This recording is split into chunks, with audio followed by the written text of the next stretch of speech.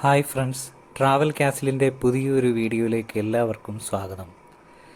ഇന്നത്തെ വീഡിയോ പത്തനംതിട്ട ജില്ലയിലുള്ള ശബരിമലയുടെ അടുത്തായിട്ടുള്ള ലാഹ എന്ന അതിമനോഹരമായ ഒരു ഗ്രാമമാണ്.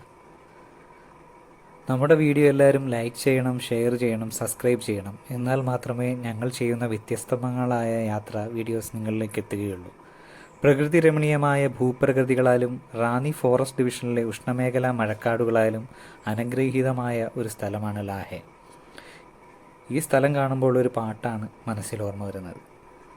തിരുവാതിര തിര നോക്കിയ മിഴിവാർന്നൊരു ഗ്രാമം, കസവാടകൾ ഞൊറി ചാർത്തിയ പുഴയുള്ളൊരു ഗ്രാമം, പകൽ വെയിൽ പാണന്റെ തൊടിയിൽ പതിരില്ല പഴമൊഴിത്തൊടിയിൽ, നാടോടി കഥ പാടും നന്ദുണിയിൽ തുയിലുണരുന്നു.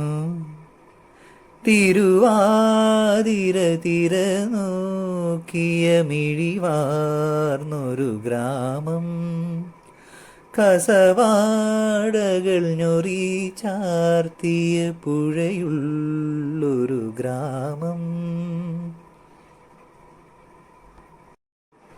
ശബരിമലയുമായി അടുത്ത് കിടക്കുന്ന ഈ സ്ഥലം ശബരിമലയുമായി അടുത്ത ബന്ധവുമുണ്ട്.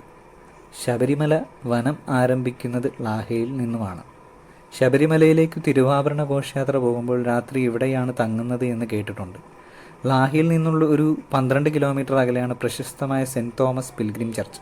ഇവിടുത്തെ ഒരു ശരാശരി ജനസംഖ്യ ഏകദേശം ഒരു 3000-ഓളം ആളുകളാണ് എന്ന് കേട്ടിട്ടുണ്ട്. 1900 ആണ്ടിൻ്റെ തുടക്കത്തിൽ ബ്രിട്ടീഷുകാർ 10,000 ഏക്കറിൽ സ്ഥാപിച്ച ലാഹെ റബ്ബർ എസ്റ്റേറ്റിൽ നിന്നുമാണ് പ്രധാന വരുമാന മാർഗം. കൂടാതെ ആളുകളുടെ തൊഴിൽ മാർഗവും ഇതുതന്നെയാണ്. പിന്നെ വാഴക്കുളം കഴിഞ്ഞാൽ കേരളത്തിലെ പൈനാപ്പിൾ കൃഷിക്ക് പേരുകേട്ട സ്ഥലവുമാണ് ലാഹെ. നമ്മൾ ഈ പറയുന്നതിൽ എന്തെങ്കിലും തെറ്റുകുറ്റങ്ങളുണ്ടെങ്കിൽ അത് കമൻറ്റായി രേഖപ്പെടുത്തണം. തെറ്റും ശരിയാണെങ്കിൽ എന്താണെങ്കിലും നമ്മളെ അറിയിക്കണം. എന്നാൽ മാത്രമേ കമൻറ്റ് രൂപത്തിൽ നമ്മളെ അറിയിച്ചാൽ മാത്രമേ നമുക്ക് അടുത്ത വീഡിയോസിൽ അത് പരിഹരിച്ച് പോകാൻ കഴിയൂ. ഇപ്പോൾ നമ്മൾ പോകുന്നത് ലാഹ കഴിഞ്ഞിട്ടൊരു കൊടുമരത്തിലൂടെയാണ്. സീസൺ ടൈം അല്ലാത്തതിനാൽ ഒരു വണ്ടി പോലും കാണാനില്ല. മനസ്സിൽ നല്ല ഭീതി ഉണ്ടായിരുന്നു.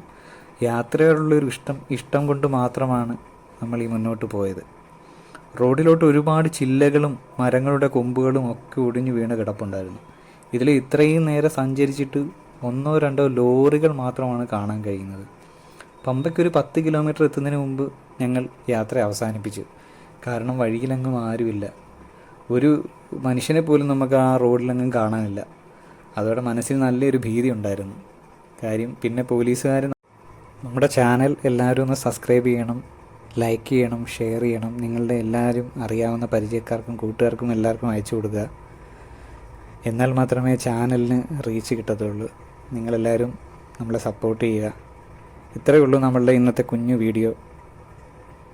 അടുത്ത വീഡിയോയുമായി കാണുന്നവരെ എല്ലാവരോടും സ്നേഹം മാത്രം. ബായ്.